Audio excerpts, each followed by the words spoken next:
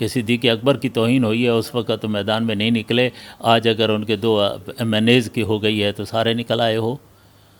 تمہاری پگڑی کی عزت ہے تو صدیق اکبر کی عزت نہیں ہے. تو کیا ایسے نہیں ہو سکتے کہ حکمت عملی کے ساتھ تمام مراحل طے کیے جائیں؟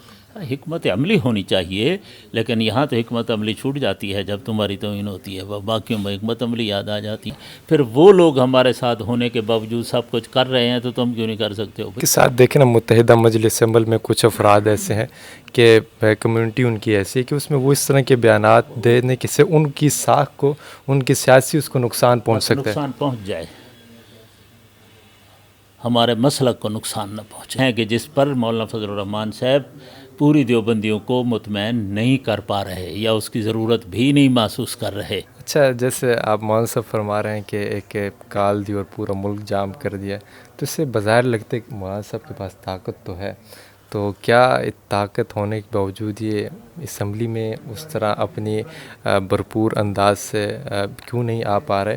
اور دوسرا ایک چیز میں یہ صرف آپ سے جاننا چاہوں گا کہ یہ جو باقی سیاسی ہماری جماعتیں ہیں، مذہبی جماعتیں ہیں، بطور خاص ہماری جو جماعتیں ہیں، تو وہ ان کے ساتھ اتحاد کر کے اور بھرپور انداز سے اپنا کردار کیوں نہیں ادا کر رہی؟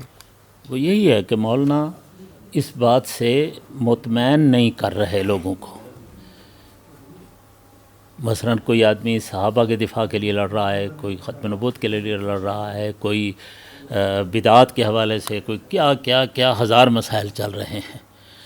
تو اب یہی بات تو ہم سے پوچھیں گے نا لوگ کہ صدیق اکبر کی توہین ہوئی ہے اس وقت تو میدان میں نہیں نکلے، آج اگر ان کے 2 MNAs کی ہو گئی ہے تو سارے نکل آئے ہو. تمہاری پگڑی کی عزت ہے تو صدیق اکبر کی عزت نہیں ہے. تو اس لیے یہ وہ مسائل ہیں کہ جس پر مولانا فضل الرحمان صاحب پوری دیوبندیوں کو مطمئن نہیں کر پا رہے یا اس کی ضرورت بھی نہیں محسوس کر رہے. تو یہ وجہ ہے کہ اب سارے کا سارا تو نہیں، لیکن چلو جو ان کی جماعت ہے، ان کے جو یونٹ ہیں، ان کے جو لوگ ہیں وہ تو ماشاءاللہ ہیں. تو ہم تو ہر دیوبندی جماعت کی اچھی چیز پر تعریف کرتے ہیں، چلو نہ ہونے سے یہ بھی بہتر. اچھا مولانا صاحب، آپ نے یہ کہا کہ یہ مطمئن نہیں کر پا رہے، تو آپ کیا سمجھتے ہیں کہ کس انداز سے اور کیسے مطمئن کریں اور کس طرح یہ ایسے جوڑ ممکن ہوگا؟ جب ہر مذہبی تہذیب، ہر مذہبی مسئلے پر اسی جوش جذبے سے آئیں گے تو لوگ خود بخود مطمئن ہو جائیں گے کہ بھئی یہ کل بدعت کا مسئلہ ہوا تھا، کل ناموس رسالت کا مسئلہ ہوا تھا جی، کل صدیق اکبر کی توہین کا مسئلہ ہوا جی، کل صحابہ کی توہین کا مسئلہ ہوا جی.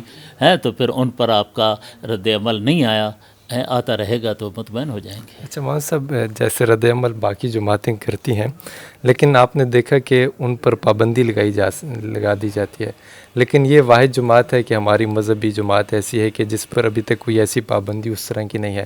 تو کیا ایسے نہیں ہو سکتے کہ حکمت عملی کے ساتھ تمام مراحل طے کیے جائیں؟ حکمت عملی ہونی چاہیے، لیکن یہاں تو حکمت عملی چھوٹ جاتی ہے جب تمہاری توہین ہوتی ہے، باقیوں میں حکمت عملی یاد آ جاتی ہے. وہاں بھی آپ حکمت عملی سے کریں. کم از کم اتنا تو ہو سکتا ہے نا کہ آپ حضرات بھرپور پریس کانفرنس کریں، بھرپور کانفرنس کر لیں، قانون کے مطابق کر لیں. اس سے کسی نے روکا ہے؟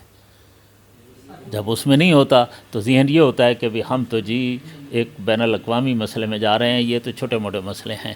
بھئی اگر یہ چھوٹے ہیں تو وہ بھی کوئی بڑا نہیں ہے. نہیں، ان کے ساتھ دیکھیں نا، متحدہ مجلس عمل میں کچھ افراد ایسے ہیں کہ کمیونٹی ان کی ایسی ہے کہ اس میں وہ اس طرح کے بیانات دینے کہ سے ان کی ساکھ کو، ان کی سیاسی اس کو نقصان پہنچ سکتا ہے. نقصان پہنچ جائے، ہمارے مسلک کو نقصان نہ پہنچے. ذاتی ساکھ کو یا ان کی ساکھ کو پہنچتا ہے، وہ ویسے بھی کوئی فائدہ نہیں دیتے رہتے. شیعہ میاں وہاں چلتے ہیں تو کوئی فائدہ نہیں دے رہے.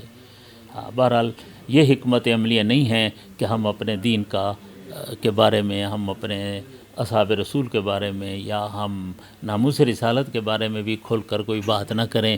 تو پھر فائدہ کیا ہمارے سیاست میں آنے کا؟ ہم پیپلز پارٹی کی طرح تو نہیں ہے نا کہ ہم نے صرف سیاست برائے سیاست کرنی ہے. پھر وہ لوگ ہمارے ساتھ ہونے کے باوجود سب کچھ کر رہے ہیں تو تم کیوں نہیں کر سکتے ہو؟ بھائی ان کو ساکھ کو نقصان نہیں پہنچتا تو ہماری کون سی ساکھ کو نقصان پہنچے گا؟ بہت شکریہ.